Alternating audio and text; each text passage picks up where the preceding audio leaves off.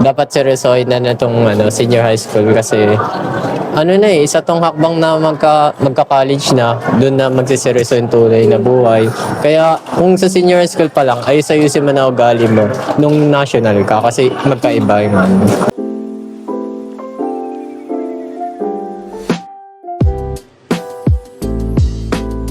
Hi, hello, hi. Nagbabalik ang inyong paboritong katsikahan, katunggali mo sa kaisipan, kaagapay mo sa kadaldalan. Mary sa kwentuhan, Mars Mary yan. This is Everyday Chismis with Mars Mary Luis. Ang mga kasama ko ngayon sa programa ay ang ating guest stars of the show. Please introduce yourselves. Hi, ako nga pala si Corney Clarin. Hi, ako nga pala si Justin Marias Guzman. Nag-aaral sa Teresa Martires City Senior High School and a STEM student and currently in grade 12.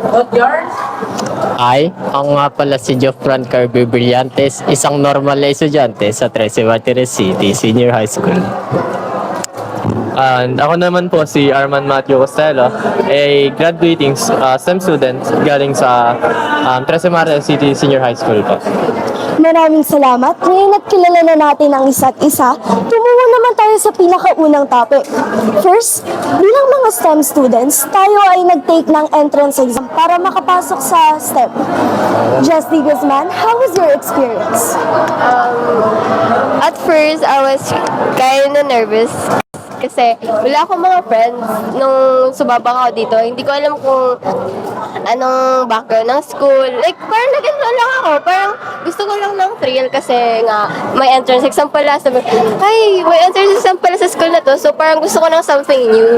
Kasi first time ko lang din makapag-entrance exam. So, I took the risk kahit na wala akong friends, wala akong kilala. So, yun. I survived naman. The risk paid off naman yan. Yes. How about you, Corin Clarin? Kamusta?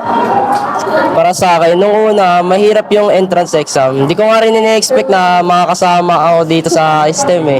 Yung isang tropa ko, wala eh, di nakasama eh. Kaya kala ko rin, hindi rin ako makakasama. Nakalusot. How about si Jofran Kirby Brillantes? Actually, hindi ko alam kung anong i-expect ko kasi nung una pa lang, bagong lipat lang ako dito. Ito lang yung una kong in-entrance exam, wala nang ibang school. Kaya, nung nag-take ako ng entrance exam, sabi ko kay mama, kuha na tayo ng mag-entrance exam pa tayo ng ibang school, baka di ako pumasa.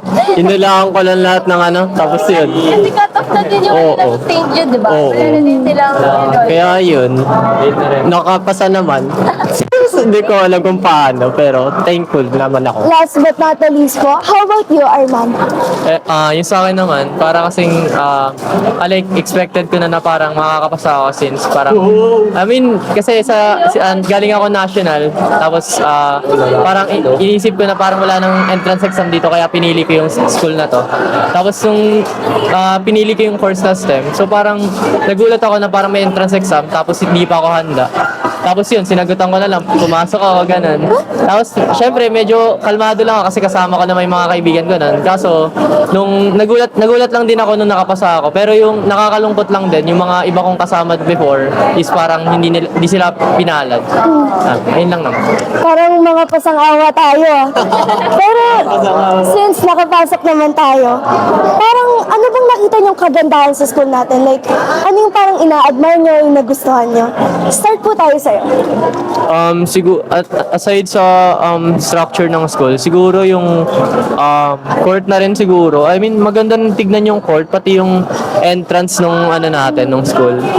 Tapos ayun, siguro pati yung canteen kahit isa lang, maging kumpleto naman siguro yung yung mga gusto natin. I mean, yun lang. How about you, Jofran? Para sa akin, simula nung ang nagustuhan ko dito, siguro yung mga tao, kasi kakaiba yung mga tao dito eh. Iba kasi sa pinuntahan ko doon sa Rizal, mga yung iba kasi doon, mga bulakbol, alam mo, oo. Mga bulakbol yung mga tao doon, pero kahit taga Rizal ako, di ako isa doon. Mabait lang ako. Kaya nung una kong lipat dito ng grade 11, kahit wala wala akong kilala. Medyo okay naman yung pagtingin sa akin ng ibang tao kahit bagong lipat lang, wala akong bagong kaklase, wala akong kilala. Kaya yun, yung mga tao. Ikaw naman, Jessie. Oh, so yung nakita kong kagandahan sa school is wala siyang binabayang tuition. So, plus points yun sa akin. Kasi hindi na ako mag-iisip kung saan ako kukuha ng money para pambayad sa tuition kasi nga free na siya. Tapos, yung iisip ko na lang is yung mga projects, mga ganun. So, less hassle na rin. Ayun lang. Nasa tatalis naman si Corn. Anong maganda? Ang nakita kong maganda dito sa school is yung mga tao. Since welcoming sila dito sa nung simula. Tapos yung naman, yung building. Tapos yung court na din. Kaso wala, ginawang parkingan yung court eh. Aray ko! Grabe, may reklamo ah. So, isa pang tanong for our experiences here. Meron bang mga memorable event or parang pangyayari na naranasan nyo dito? Brillantes, ano sa tingin mo? Memorable? Agad doon na nakakainis. Yung siguro nung grade 11 big book. Kasi hindi ko naman inaasahan na magkakaroll ako doon sa big book na yun. Tapos yung magsasalita pa ako sa harapan ng tao kahit mahihayin pa ako. Uli? Yung yung side character na kukuhain yung babae. Si Magayon, Magayon. Oo, background character lang ako. Pero hindi ko Officer. sayang maganda sana yung performance kaso na-cut off eh. Sayang no? Oo, nakakainis. Pero okay lang. Pero at least naman, Oo, memorable naman siya sa akin. Ikaw, Corn, memorable. I think yung memorable sa akin, yung mga groupings na pupunta pa kayo sa bahay ng kaklase nyo. ayun dahil ko, yung coordinate ko ba? Oo, tama.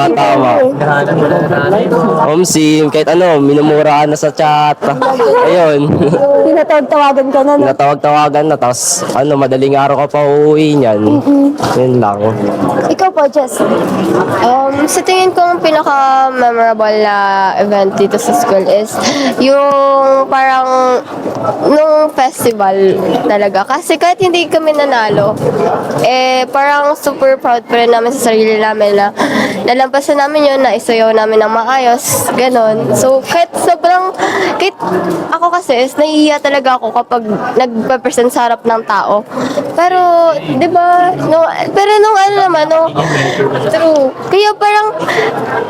Kaya parang ang saya lang na isipin na nalampasan namin yung na yun, natapos namin yung yung pagsasayaw, ganon. Kahit hindi kami nanalo, pero at least, nairaos oo, na. At least nagawa nairaos. yung kaya natin.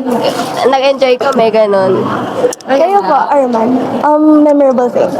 I mean, siguro alam naman na ng lahat kung ano yung memorable na nangyari sa akin before. Yung parang, yung sa Astrocam, kasi nga, parang yung ginawa ko is parang ginawa na siyang babala sa mga estudyante na wag na gawin. Na yung parang, dun, sa party nung sa Astrocam is parang, dumakdak ako dun sa mismong ring.